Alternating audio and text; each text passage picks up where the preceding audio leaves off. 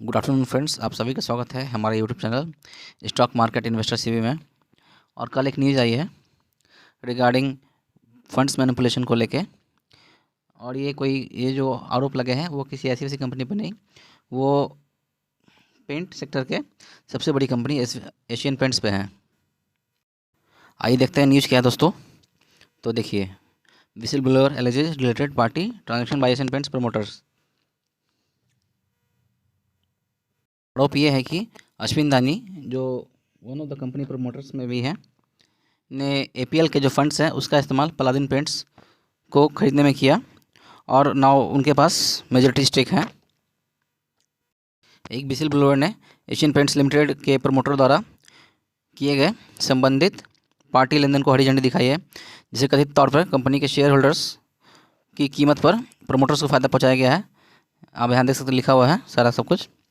और अभी देखिए, the whistle blower informed SEBI that money to buy a controlled panel company called Paladin Paints and Chemicals went APL, but its promoters Ashwin Dani and Shan Malav now control it in their personal capacity. SEBI has shout further details from whistleblower. आप यहाँ साफ साफ देख सकते हैं कि whistle blower ने Asian paints के प्रमोटर द्वारा किए गए संबंधित लेन देन के बारे में सेबी को इन्फॉर्म किया कि पालाडिन पेंट्स में कंपनी के प्रमोटर अश्विन दानी और बेटे मालव ने अपनी हिस्सेदारी बढ़ाई है और उसमें एशियन पेंट्स के पैसों का इस्तेमाल किया गया, फंड्स का इस्तेमाल किया गया है। सेबी ने विसिल ब्लोअर से और ये जानकारी और अधिक जानकारी मांगी है। अश्विन दानी जो है वे एशियन पेंट्स में मोर देन 3 डिकेट्स मीन्स 30 सालों से भी ऊपर वो एशियन पेंट्स के मतलब टॉप मैनेजमेंट में रह चुके हैं। लेकिन जिन्होंने जून में उन्होंने अपना पद छोड़ दिया था और अभी वो non executive share holder director के रूप में कार्यभार संभाले हुए हैं। आप देख सकते हैं यहाँ लिखा हुआ है कि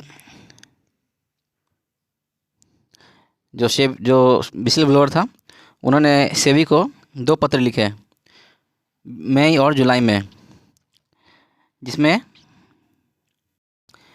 उसने डिटेल्स दिया है कि पीपीसी होल्डिंग्स का डिटेल्स प्रोवाइड किया गया है, जिसमें ये साफ लिखा है कि कैसे दानी और उनकी फैमिली ने इस कंपनी में मेजॉरिटी स्टेक कंट्रोल करते हैं।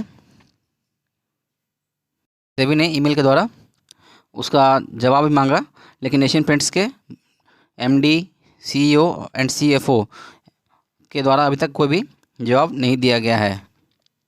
आगे आप देख सकते हैं, द विसिल ब्लोअर ने अपने खत में भी लिखा है कि 1 टाइम अमाउंट पे किया गया है जयराम नाडकर्णी को, जो कि 56 years as a chief of technology के दौर पे काम कर चुके हैं एपीएल के लिए। और ये जो अमाउंट उन्हें पे किया गया है वो उनके सैलरी और जो पर्क्स जो मिलते हैं उनसे कहीं ज़्यादा है, जो कि उन्हें दिया जाता था मैन्युफैक्चरिंग प्रोसेस में डिज़ाइन इम्प्रूवमेंट करने के लिए, यूजेज और अदर टेक्निकल वर्क्स के लिए। आगे देखिए, जब नाडकर्णी को यह अमाउंट पे किया गया तब वो 80 वर्ष के थे। कोई भी जो दानी परिवार है उनसे सवाल नहीं कर सकता था, क्योंकि सबसे बड़े पेंट निर्माता एपीएल को तकनीकी ज्ञान के इस तरह की सामान्य पाठ्यक्रम की अवस्था, अगर एपीएल को 60-70 वर्षों के अस्तित्व के बाद भी व्यवसाय के सामान्य पाठ्यक्रम का ज्ञान नहीं था, तो नाडकर्णी इतने वर्षों से क्या कर रहे थे। यह भुगतान देखिए, यहाँ पे देखिए, आप यहाँ देख सकते हैं ये जो भुगतान किया गया था, जिसे आयकर विभाग ने भी अपनी एक जांच में मतलब नोटिस किया था, वास्तव में ये पीपीसी के अधिग्रहण से जुड़ा था। विसिल ब्लोअर कहते हैं, पत्र में कहा गया है कि पीपीसी में 49% जो होल्डिंग्स है वो ऋतु होल्डिंग एंड ट्रेडिंग कंपनी के द्वारा रिया एंटरप्राइजेस के पास है, जो वर्ली पार्ले के उसी पते पर पंजीकृत है जो दानी परिवार की अन्य कंपनियों के स्कोर के रूप में पंजीकृत हैं। आप यहाँ देख सकते हैं, the letter says that 49% stake in PPC is owned by Riya enterprises in association with Ritu holding and trading company which is registered at the same Worli address as scores of other Dani family companies. APL mentions Ria Enterprises as an entity controlled by directors and relatives of directors in its annual regulatory filings. Filings.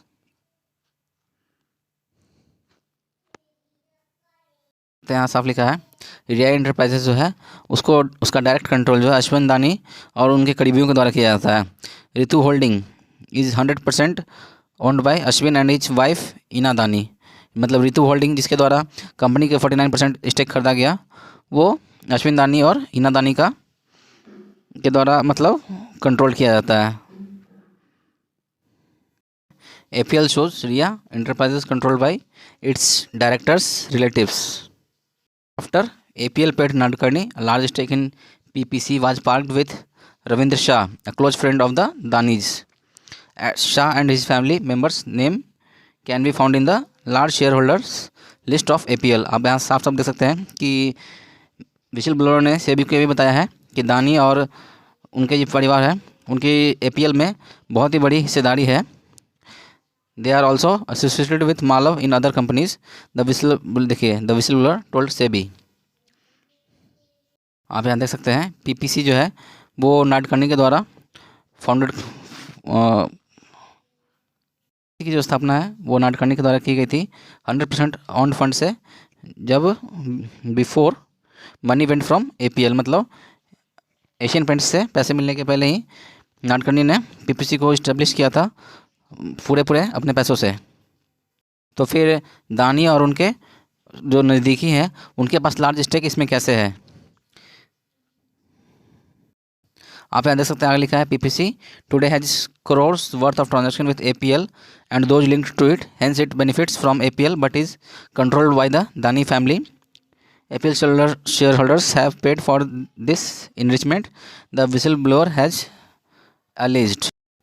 आप देख सकते हैं दोस्तों ये जो खबर है ये कल मार्केट क्लोज होने के कल के दिन आई है, शनिवार को जब मार्केट क्लोज रहते हैं। प्रिंट दोस्तों कोई छोटी मोटी कंपनी नहीं है, उसका मार्केट शेयर जो है अमॉन्ग कंपटीटर्स लगभग 50% का है और कोई भी कंपटीटर नियर बाई भी नहीं है उसके। यहाँ तक कि जो उसका सेकंड लार्जेस्ट कंपटीटर है वो है बर्जर पेंट्स, जिसकी की हिस्सेदारी मार्केट शेयर ऑलमोस्ट 15-16% के आसपास ही है।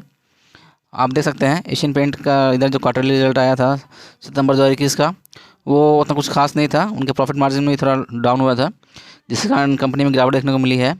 और जैसा कि ये न्यूज़ आ रहा है तो मुझे लगता है कि मंडे को इस शेयर में और तगड़ी गिरावट होनी चाहिए। आप देख सकते हैं पिछले 5 दिनों में कंपनी ने लगभग 9% का निगेटिव रिटर्न दिया है और एक मंथ में बात किया तो लगभग 13.5% के निगेटिव रिटर्न्स हैं। नो डाउट कि कंपनी ने लॉन्ग टर्म में बहुत ही बेस्ट मतलब काफ़ी शानदार रिटर्न्स बना के दिया है, बहुत ही शानदार। आप देख सकते हैं लगभग मैक्सिमम पीरियड में कंपनी जो है ये 1999 से लिस्टेड है और कंपनी ने लगभग 25,000% के रिटर्न निकाल के दिए हैं लॉन्ग टर्म में। और पहले भी कंपनियों पे इस तरह के मतलब एलिगेशंस लगते रहे हैं बहुत सारी कंपनियों पे, जैसे इन्फोसिस में भी एक समय आया था कि जब उसके ऊपर एलिगेशन लगाए गए थे और वो शेयर जो 1200 के भाव पे आसपास ट्रेड कर रहा था वो गिरते वो 600-500 के आसपास चला गया था। तो लेकिन यहाँ पे एलिगेशंस जो लगाया है वो काफ़ी गंभीर है कि कंपनी ने अपने जो शेयर होल्डर्स हैं उनके फ़ायदों को न देखते हुए मतलब अपने फ़ायदों को देखा, उसके प्रोमोटर्स ने अपने फ़ायदों को देखा और से अभी इसकी जांच चल रही है। तो इसमें जब तक जांच पूरी ना हो जाता तो कुछ भी कहना कुछ आसान बात नहीं है। पर जैसा कि न्यूज़ है और मार्केट क्लोज होने के बाद आई है तो हमको लगता है कि मंडे को इसका इस शेयर पे प्रभाव पड़ते हुए जरूर दिखेगा और मंडे को इस शेयर में मुझे लगता है कि ऑलमोस्ट और भी बड़ी गिरावट आ सकती है। अगर आपको ये वीडियो अच्छा लगा हो तो वीडियो को लाइक करें, शेयर करें एंड चैनल को सब्सक्राइब करें।